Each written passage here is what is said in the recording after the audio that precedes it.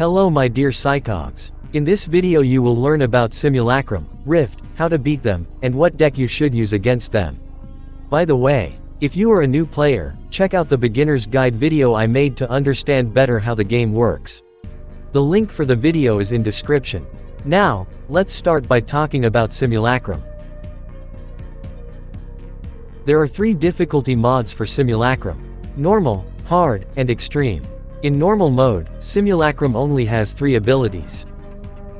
These are the abilities. Protection Protocol summons 2 mutants and their ranks are increased every cycle. Eradication Spheres deal 5 damage to a building or mutant with Guardian. If there's none on your field, it will attack your Psychor instead.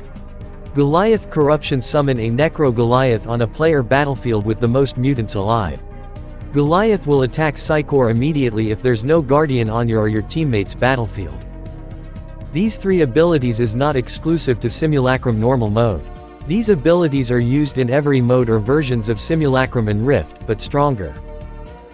Now I will tell you how you can deal with them. The boss will use Protection Protocol in the first turn, summoning 2 mutants on yours and your teammate's battlefield. The best way to deal with them is to use these 2 cards: Explosion and Shield Breaker. Put 3 copies of these 2 in your deck to have a better chance at getting them in first turn to kill the mutants on your field. You can even use them to kill the mutants on your teammate field. To deal with Eradication Spheres, you just need to use a building or mutant with Guardian on your field. You can't summon a building or mutants on your teammate's field, but you can special summon certain mutants on your teammate's field using a mutant special ability. Like this mutant for example. He can special summon a mutant with Guardian effect on your teammate's field.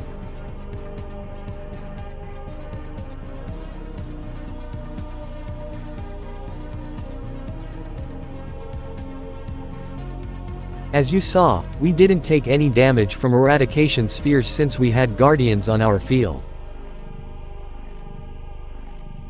Goliath will attack the player with most mutants on the field and attack the Psychor if there's no Guardian on the player field. You can use Shield Breaker or Denki Gamma to kill the Goliath. You can use these 2 or any other card that deals damage to Goliath, even if he wasn't on your field. But remember this, don't attack the boss until the Goliath is dead. When Goliath is destroyed, every opposing battlefield receives 10 Evo. Meaning you will get 10 Evo, and the Evo will be split between every single mutant on your field. This will make your mutants stronger and make them deal bigger damage to the boss. But, if the boss health point was very low, then don't wait for Goliath destruction and attack to kill Simulacrum. Now let's talk about Hard and Extreme mode. In Hard mode, Simulacrum will use a new ability, and that ability is Necrotic Wave. When the boss has taken enough damage, it triggers this ability at the start of its next turn, before its normal turn. Deals 2 damage to every non-Psychor enemy mutant and building. Each time this ability is triggered, its damage increases by 1. For each entity destroyed, the Psychor takes 2 damage. You can kill Simulacrum before Necrotic Wave get used, if you use the right deck and strategy. If you couldn't do that, it's okay. Just make sure you don't make her activate all 3 Necrotic Wave effect in one turn. You can look at her health bar to know about it. Now let's talk about Extreme mode. In the Extreme mode, you will see these abilities too, but something new will happen when her health point becomes low. When you lower her health to 75, 50, and 25, she will activate Intense Necrotic Wave in the next turn. But in Extreme mode, once her health becomes 75, 50, 25, she will gain 5 armor automatically. The armor will disappear after you and your teammates end the turn. But that's not all. Once you defeat her, a second phase will start. She only uses 1 ability in her second phase. Whenever her turn comes, she deals 1 damage to each Psychor, and deals 3 damage to all mutants and buildings on the field, and put 2 stasis on them. Honestly, the second phase isn't that hard. Just make sure you protect your health point in first phase. She doesn't summon any mutants, so all you have to do is attack her directly and lower her health point to 0. The normal mode is very easy to deal with. Almost any deck can do the trick. But for Hard and Extreme mode, I will give you a deck for it. But first, let's talk about the mutants in Time Rift. starting from a mutant that can be easily dealt with the same deck. There are 5 different boss mutant in Time Rift. This one is Detonating. This mutant and other Time Rift mutants use the same 3 abilities that the normal Simulacrum use. But, they all have a unique effect. And I will tell you about them. Starting from Detonating. When a mutant or building is destroyed on a terrain, it explodes and inflicts 1 damage to the entire terrain and the opposing terrain. This effect is very powerful and annoying at the same time. Not all decks can do well against her. So now I will give you a deck that can do well against Detonating and Simulacrum Extreme. And I will tell you what you should do against her. The deck is in description. Simply copy it, and import it, in the deck section of the game.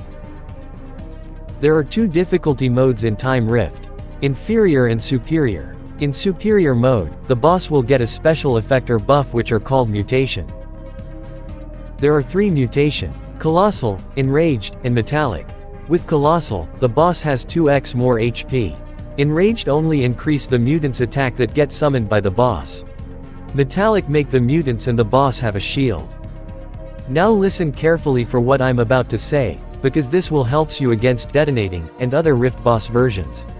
Try to have a basic mutant in your hand with 2 health point or more. And try to have Explosion and Shield Breaker in your hand. Summon the mutant first. Next, use Shield Breaker to kill the Guardian mutant, then Explosion to kill the other mutant. After that things will become easier. Just help your teammates to kill Goliath and after his death, attack Detonating.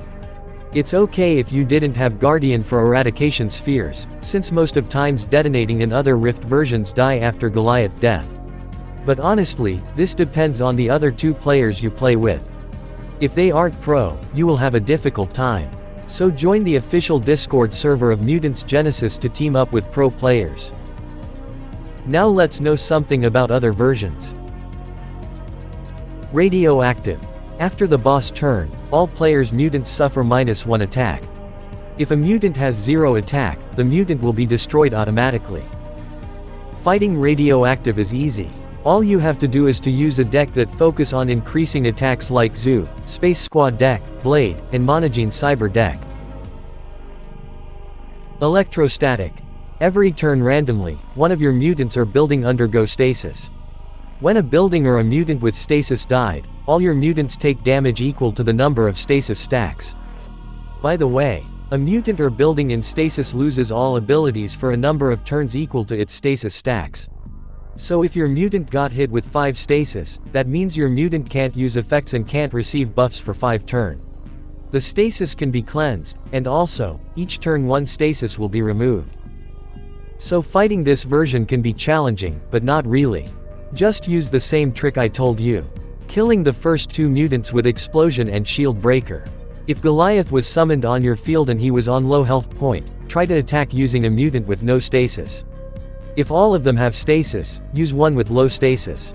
You can use a deck where the basic mutants have high attack points like Zoo and Blade deck.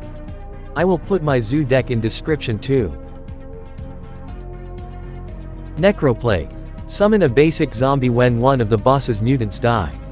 You might think this effect is not dangerous and it's easy to deal with this version. But in reality, this effect is very annoying. Because this motherfucker can deal 2 damage to the mutant that battle him. 1 damage is from his attack point, and 1 damage is from his effect. If he remains on the field, he will be evolved and will deal 3 damages instead. But don't worry, there are a couple of ways to deal with this zombie. You can use this building that increase monogene mutants' health. You can use this building with this card too. This card special summon a starter mutant on your field, and starter mutants are monogene mutants so they will gain the extra health from the building. You can also use a mutant with healing ability. For example, this mutant heals himself whenever you end your turn. And since he's a monogene mutant, he will gain the buff from the building. This mutant can also use his effect and attack in the same turn. That means you can kill one zombie with his effect and kill the other one by attacking. So against Necroplague, use Cyber and Zoo deck for a better result. Just make sure you get the right cards in your hand. Now let's talk about the last version. Seismic.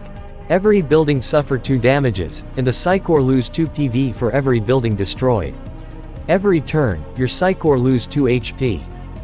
Dealing with Seismic can be hard since she will deal damage even in her first turn.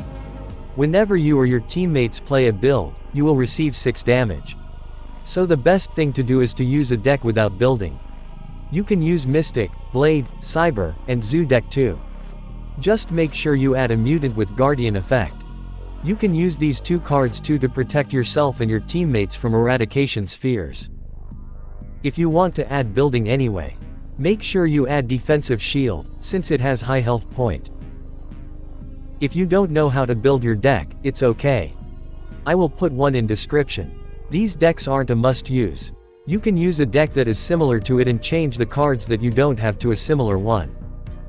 And that's pretty much it. If you have any question or feedback, let me know in comment section. Thanks for watching, and good luck in your future fights.